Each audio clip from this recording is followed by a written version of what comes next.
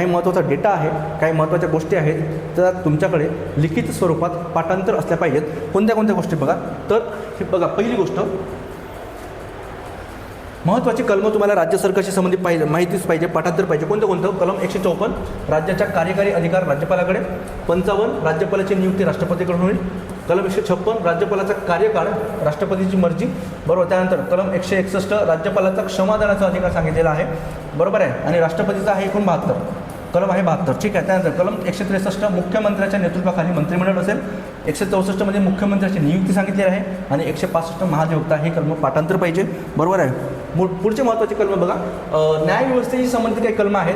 कलम 124(1) मध्ये supreme court न्यायाधीशाची संख्या किती असायला पाहिजे हे साध्या बहुमताने, बरोबर आहे, घटना दुरुस्ती केल्या जाते, ठीक आहे. आणि सध्या ते 38 आहेत, 38, बरोबर आहे. म्हणजे chief justice of India plus 37 इतर, बरोबर आहे. आता हे ऑर्डिनन्स मे 2026ला आलेलं आहे, मे 2026ला आहे. आणि आत्ता सध्या जे पावसाळी अधिवेशन सुरू आहे त्या पावसाळी अधिवेशनामध्ये हे विधेयक पास होईल. आणि सध्या जास्तीत जास्त संख्या ही किती आहे, 38, ठीक आहे. पुढे कलम 129 मध्ये सर्वोच्च न्यायालय हे अभिलेख न्यायालय आहे, म्हणजे कोर्ट ऑफ रेकॉर्ड आहे, कोर्ट ऑफ रेकॉर्ड हे विचारून झालेला आहे प्रश्न, ठीक आहे. त्यानंतर 214 मध्ये उच्च न्यायालयाच्या स्थापनेशी संबंध आहे.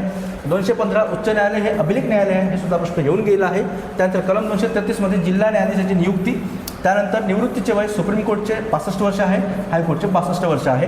आणि सुप्रीम कोर्ट एकूण न्यायाधीश संख्या 34 नाही, ते आता किती झाली, 38 झालेले आहे, येथे मी सांगितले सुद्धा आहे, ठीक आहे. एवढं गोष्ट आपल्याला माहिती पाहिजे. पुढे संसद आणि विधिमंडळाशी संबंधित काही महत्त्वाची कलम पाठांतर असावी. कोणते, कलम 168 राज्याचे विधिमंडळ. त्यानंतर 169 विधान परिषदेची स्थापना बरखास्ती, बरोबर आहे, कोण करेल, संसद. त्यानंतर 170 विधानसभेची रचना सांगितली आहे. 60 कमीत कमी 60 सदस्य आणि जास्तीत जास्त 500 सदस्य असतील. कलम 171 मध्ये विधान परिषदेची रचना सांगितली आहे.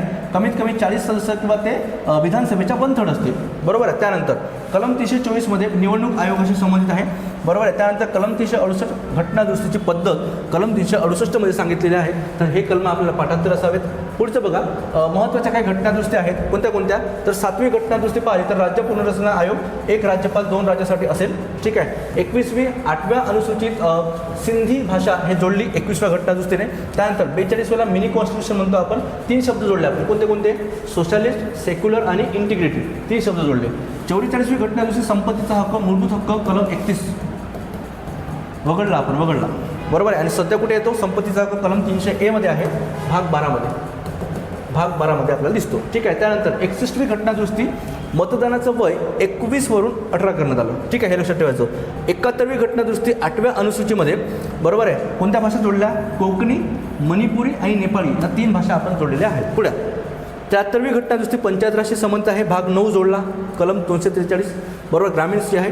74वी घटना दुरुस्ती शहरी स्वराज्य संस्था, भाग 9A जोडला आपण, ठीक आहे. 86वी घटना दुरुस्ती 6 आणि 14 वर्ष मोफत शिक्षण, आर्टिकल 21A आणि 11वं मूलभूत कर्तव्य आहे. त्यानंतर 92वी घटना दुरुस्ती 8व्या अनुसूचित कोणत्या भाषा जोडल्या बघा, बोडो, डोंगरी, मैथिली आणि संताळी, बरोबर, हे टिक लक्षात ठेवा, BDMS. त्यानंतर 97वी घटना दुरुस्ती 9B जोडला आपण, भाग 9B आणि सहकारी संस्था विषयी हे घटना दुरुस्ती आहे. तर याच्यावर वारंवार प्रश्न आलेले आहेत. पुढे महत्त्वाची कलम लक्षात ठेवायचे, मूलभूत हक्क कलम 12 ते 35, बरोबर. कोणते, कायद्यासमोर समानता 14, 15 भेदभाव करण्यास मनाई, 16 नोकरीत समान संधी, 17 अस्पृश्यता, 18 पदव्या नष्ट करणे, 19 ते 22 स्वातंत्र्याचा अधिकार आहे, बरोबर. 20 आहे डबल जॉबॉडी, म्हणजे मगाशी सांगितलं आपण, बरोबर, दोष सिद्धीबद्दलचे स्वातंत्र्य जे आहे आपल्याला, बरोबर, ज्याच्यामध्ये 3 प्रकार येतात, ते कलम 20, कलम 21 जीवन जगण्याचा अधिकार आहे आणि कलम 21 शिक्षणाचा अधिकार 6 ते 14 वर्ष वयोगटामध्ये आहे, ठीक आहे. पुढे महत्त्वाचे बघा, टीयर्स ऑफ ओल्ड पेम हे सुद्धा झालेलं आहे आपलं, ठीक आहे. तर हे आपल्याला टिक लक्षात ठेवायची आणि याच्यावर वारंवार प्रश्न आलेला आहे. तर बघा पुढे आपल्याला पंचायत राजविषयी काही कलम महत्त्वाचे लक्षात ठेवावे लागते. कोणते बघा, 243 मध्ये व्याख्या सांगितली आहे पंचायत राजची. 243A मध्ये ग्रामसभा आहे. 243B पासून बिल्ड लक्षात ठेवा, कॉन्स्टिट्यूशन, बरोबर, म्हणजे काय, पंचायत राजची स्थापना आहे. C पासून कंपोजिशन म्हणजे काय, रचना सांगितली आहे. D पासून आपल्याला आरक्षण, SC ST महिलाचं रिझर्वेशन हे D मध्ये सांगितलं आहे. A पासून एक्सपायरी म्हणजे कालावधी लक्षात ठेवा 5 वर्षाचा. आणि G मध्ये लिहिलेलं आहे पंचायतीचे अधिकार आणि सत्ता, हे 243G मध्ये सांगितलेलं आहे. त्यानंतर महत्त्वाचं काय लक्षात ठेवायचं आपल्याला, महत्त्वाच्या समित्या, सरकारी आयोग 1983, केंद्र राज्य संबंधाशी संबंधित आहे. कोण आहेत बघा सदस्य, RS सहकारी आहे अध्यक्ष, B शिवरामन आणि डॉक्टर SR सेन. रामा सुब्रमण्यम हे सदस्य नव्हते. हा प्रश्न आहे. उंची आयोग हा केंद्र राज्य संबंधित आहे. बलवंतराय मेहता समिती 1957 ची समिती आहे. 3 स्तरीय पंचायत राज असावी सांगितलं आणि ग्रामपंचायतीमध्ये प्रत्यक्ष निवड असावी. पंचायत समिती आणि जिल्हा परिषद अप्रत्यक्ष निवड असावी.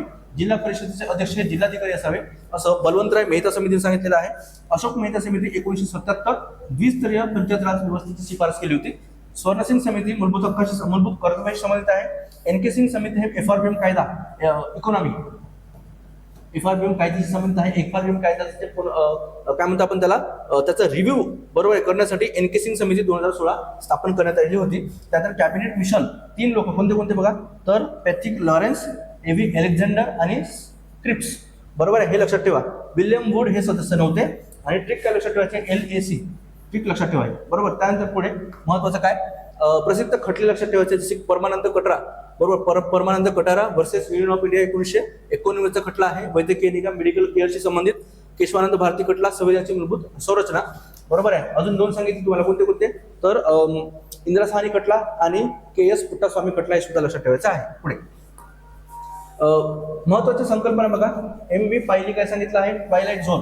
समवर्ती सूचीला ट्वायलाइट झोन म्हटलाय. ग्रॅन्युअल ऑस्टिन यांनी भारत हे कॉपरेटिव्ह फेडरलिझम आहे. आयवर जेनिंगने म्हटलं आहे भारताचे संविधान हे लॉयर्स पॅराडाईज आहे म्हणजे वकिलाचे नंदनवन आहे असं म्हटलं. त्यानंतर लॉर्ड मोर्ले यांनी म्हटलं पंतप्रधान हा की स्टोन ऑफ कॅबिनेट आर बरोबर आहे. म्हणजे प्रधानमंत्री हे कोनशिला असतात कोनशिला. त्यानंतर रॅमसे म्यूर यांनी काय सांगितलंय रॅमसे म्यूर यांनी पंतप्रधान हे राज्यरूपी जहाजाचे सुकाणू चालवणारे चालक असतात असं रॅमसे मूर यांनी सांगितलंय. पुढे बघा संविधानाचे स्रोत लक्षात ठेवायचे आपल्याला बरोबर आहे. DPSP आयर्लंड, मूलभूत हक्क अमेरिका, समवर्ती सूची ऑस्ट्रेलिया, प्रभावी केंद्र असलेले संघराज्य कॅनडा, आणीबाणी मूलभूत हक्क स्थगित होतात जर्मनीमधून आणि स्वातंत्र्य समता बंधुता फ्रेंच राज्यक्रांतीमधून घेतलेला आहे आपण. ठीक आहे. पुढे मसुदा समितीच्या महत्वाच्या संविधान सभेच्या महत्वाच्या समित्या लक्षात ठेवायची. त्याचे अध्यक्ष तुम्हाला लक्षात ठेवावं लागेल. मुख्य आरेखक प्रश्न विचारला आहे. चीफ ड्राफ्टमॅन SN मुखर्जी आहेत. कार्यविषयी समिती GV मावळणकर आहेत बरोबर आहे. हे आपल्याला माहिती आहे. सचिव हे HVR अयंगार आहेत हे सुद्धा लक्षात ठेवावं लागेल. त्यानंतर महत्वाच्या तारखा आणि घटनाक्रम लक्षात ठेवायचे बघा. हे खूपच महत्वाचं आहे. खूपदा प्रश्न आले याच्यावर कोणते कोणते बघा तर जुलै 1918 मॉन्टेग्यू चेम्सफोर्ड अहवाल प्रकाशित झाला. 1909 चा कायदा आहे मोर्ले मिंटो. 1946 कॅबिनेट मिशन आहे बरोबर आहे. ऑक्टोबर 1947 ला BN राव यांनी पहिला मसुदा समितीकडे दिला. त्यानंतर 26 नोव्हेंबरला आपण संविधान स्वीकृत केलं. संविधान दिन म्हणून साजरा करतो. 26 जानेवारी 1950 ला संविधान अंमलात आलं. प्रजासत्ताक दिन म्हणून साजरा करतो आपण. 24 एप्रिल 73वी घटना दुरुस्ती बरोबर लागू झालेली आहे. पंचायत राज दिन आपण साजरा करतो. 1 जून 1993 74वी घटना दुरुस्ती लागू. शहरी स्वराज्य स्थानिक संस्था. त्यानंतर 1990 VS रमादेवी पहिल्या महिला मुख्य निवडणूक आयुक्त याच्यावर सुद्धा प्रश्न विचारलेला आहे. 15 ऑगस्ट 2014 प्रधानमंत्री जनधन योजनेची घोषणा झाली. 14 ऑगस्ट 2018 प्रधानमंत्री जनधन योजना 2.0 बरोबर आहे. त्यामध्ये ओव्हरड्राफ्ट फॅसिलिटी, विमा फॅसिलिटी आणि वयोमर्यादा वाढवली होती. त्यानंतर 5 जुलै 2004 ला FRBM कायदा लागू झालेला आहे. महत्वाच्या तारखा सुद्धा आपल्याला लक्षात ठेवायच्या आहेत. ठीक आहे. त्यानंतर नागरिकत्वाविषयी कलम हे लक्षात ठेवा. 5, 6, 7, 8, 9, 10, 11 हे कलम तुम्हाला माहिती असायला पाहिजेत. ठीक आहे. तर हे तुम्हाला नोट करून ठेवा. त्यानंतर पुढे DPSP कलमांचा क्रम आपल्याला माहिती पाहिजे. ठीक आहे. हा क्रम महत्वाचा आहे. प्रश्न ह्या प्रत्येकावर आलेला आहे आणि हे सगळा जो डेटा आहे तुमच्याकडे लिखित स्वरूपात पाहिजे. फॅक्च्युअल डेटा माहित पाहिजे, पाठांतर पाहिजे. त्यानंतर द्विगृही विधिमंडळ बघा टिक कोणती MBA तो लक्षात ठेवा किंवा इथे कुंभट लक्षात ठेवा. कुंभट सुद्धा लक्षात ठेवायचे आहे. 6 राज्य आहेत त्यामध्ये द्विगृही विधिमंडळ आहे. खूपदा प्रश्न आलेला आहे. पुढे प्रश्न 8व्या अनुसूचीतील भाषा घटना दुरुस्त्या बरोबर आहे. याच्यात खूपदा प्रश्न आहे. राज्यसेवेला प्रश्न आहे. ग्रुप B ला प्रश्न आहे. ग्रुप C ला प्रश्न आहे. मूळ भाषा 1950 ला 14 भाषा होत्या. त्यानंतर 21वी घटना दुरुस्ती करून सिंधी भाषा ऍड झाली. सिंधी 21वी घटना दुरुस्ती सिंधी. 71वी घटना दुरुस्ती करून 3 भाषा ऍड केल्या. कोणत्या कोकणी, मणिपुरी आणि नेपाळी बरोबर. ट्रिक काय लक्षात ठेवायची नमक लक्षात ठेवा. नमक किंवा KMN लक्षात ठेवू शकतो आपण. 92वी घटना दुरुस्ती 2003 नुसार 4 भाषा ऍड झाल्या. कोणत्या बोडो, डोगरी, मैथिली आणि संथाली 4 भाषा. BDMS हे ट्रिक आपल्याला लक्षात ठेवायचे आहेत. आणि सध्या आपल्याकडे एकूण 22 भाषा आहेत. 22 भाषा. ठीक आहे. पुढे राज्यघटनेचे महत्वाचे भाग बरोबर आणि विषय आणि त्याची कलम लक्षात ठेवा. भाग 2 नागरिकत्व कलम 5 ते 11. भाग 3 मूलभूत हक्क आहे 1235. 4 DPSP आहे 3651. 4A मूलभूत कर्तव्य आहे 51A. भाग 6 राज्य सरकार आहे बरोबर आहे. भाग 9 पंचायत राज. भाग 9A शहरी स्थानिक स्वराज्य संस्था आणि भाग 9B सहकारी संस्था. तर महत्वाचे पाठ सुद्धा लक्षात ठेवायचे आपल्याला. ठीक आहे, पुढे त्यानंतर अर्थविषयक म्हणजे इकॉनॉमीशी संबंधित काही महत्वाचे बजेटशी संबंधित महत्वाचे कलम आहेत. 112 वार्षिक वित्तीय विवरणपत्र, याला आपण बजेट असं म्हणतो. बजेट, याला आपण बजेट असं आपण म्हणतो. 112 नुसार मांडतात. 151 लेखा अहवाल आहे. 266 संचित निधी, 67 आकस्मिक निधी. बरोबर आहे, हा राष्ट्रपतीकडे असतो. राष्ट्रपतीकडे असतो. ठीक आहे, कॉन्टिन्जन्सी फंड. 280 वित्त आयोग याची संबंधित आहे. पुढे महत्वाचं बघा, मूलभूत कर्तव्य लक्षात ठेवायचे आहेत. आर्टिकल 51A याचा क्रम लक्षात ठेवायचा. 11 कर्तव्य आहेत आणि इथे बरोबर मोफत कायदेशीर सल्ला. बरोबर आहे, आर्टिकल 39 हे डीपीएसपी आहे, मूलभूत कर्तव्य नाही, हे लक्षात ठेवायचं आपल्याला. बरोबर, डीपीएसपी आहे, डीपीएसपी. ठीक आहे, त्यानंतर बहुमताचे प्रकार 3 प्रकार असतात. साध्या बहुमताने न्यायाधीशांची संख्या आपल्याला वाढवता येते. विशेष बहुमत, घटनादुरुस्ती आणि विशेष बहुमत प्लस राज्यांची समिती, संघराज्य तरतुदीमध्ये बदल करायचा असेल तर ही घटनादुरुस्ती वापरतात. ठीक आहे, बहुमताचा प्रकार. त्यानंतर महत्वाचे प्रथम बघा, पहिले मुख्य निवडणूक आयुक्त सुकुमार सेन लक्षात ठेवायचे आपल्याला. महिला मुख्य निवडणूक आयुक्त VS रमादेवी 1990 प्रश्न आलेला आहे. पहिली लोकसभा सभापती GB मावळणकर प्रश्न आलेला आहे. पुढे केंद्रशासित प्रदेश आणि त्यांचे उच्च न्यायालयाचे अधिकार क्षेत्र याच्यावर प्रश्न आहे बघा. लक्षद्वीप केरळमध्ये. बरोबर. त्यानंतर अंदमान निकोबार, कलकत्ता, गोवा, दादरा नगर हवेली, दमन दीव, बॉम्बे उच्च न्यायालय आणि बॉम्बे उच्च न्यायालयाचे 3 खंडपीठ हे सुद्धा आपल्याला पाठांतर करावं लागेल. ठीक आहे, पुढे पद आणि राष्ट्रपती आणि उपराष्ट्रपती यांच्या पात्रता. बरोबर, हे आपल्याला पात्रता, यांचे वय आणि पात्रता हे आपल्याला लक्षात ठेवावं लागेल. फक्त उपराष्ट्रपती पदासाठी वय 35 पाहिजे, 45 नाही. आणि राज्यसभेची पात्रता पाहिजे. लोकसभेचा सदस्य होण्यास पात्र असावा अशी तरतूद नाही, तर राज्यसभेचा सदस्य होण्यास पात्रता असावा अशी तरतूद आहे. पुढचा प्रश्न किंवा पुढची माहिती, राष्ट्रीय पंचायत राज दिन 24 एप्रिल. ठीक आहे, 73वी घटनादुरुस्ती लागू झालेली. राष्ट्रीय मतदार दिवस 25 जानेवारी, संविधान दिवस 26 नोव्हेंबर, प्रजासत्ताक दिन 26 जानेवारी लक्षात ठेवायची. बरोबर. त्यानंतर आता हे झाले महत्वाचे काही फॅक्ट्स, जे आतापर्यंत जे 5 वर्षाचे जे प्रश्न पाहिले तर हे डेटा आपल्याला पाठांतर पाहिजे, वारंवार रिपीट झालेला आहे.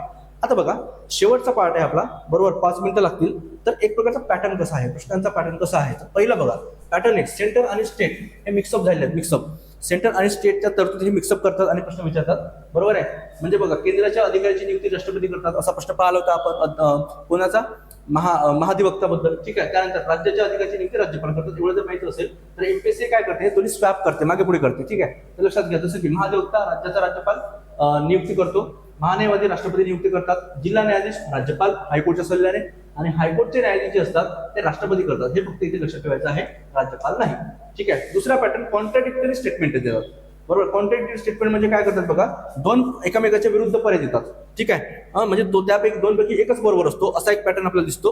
उदाहरण बघा, राष्ट्रपती समजा राष्ट्रपतीच्या ठिकाणी राज्यपाल करतात, राज्यपालाच्या ठिकाणी राष्ट्रपती करतात. ठीक आहे, हा दुसरा पॅटर्न लक्षात आला. त्यानंतर तिसरा पॅटर्न बघा, एक्स्ट्रीम वर्ड्स हे एलिमिनेट करायचे असतात. बरोबर, जसं की मुख्यमंत्र्यासहित. बरोबर, तो एक प्रश्न जो पाहिला, 15% मंत्रिमंडळ असायला पाहिजे. मुख्यमंत्र्यासहित आहे, व्यतिरिक्त नाही, एक्सक्लुडिंग नाही. म्हणजे कोणते सर्व, केवळ, कधीही नाही, हे एक्स्ट्रीम वर्ड आहेत आणि जनरली चुकीचे असतात.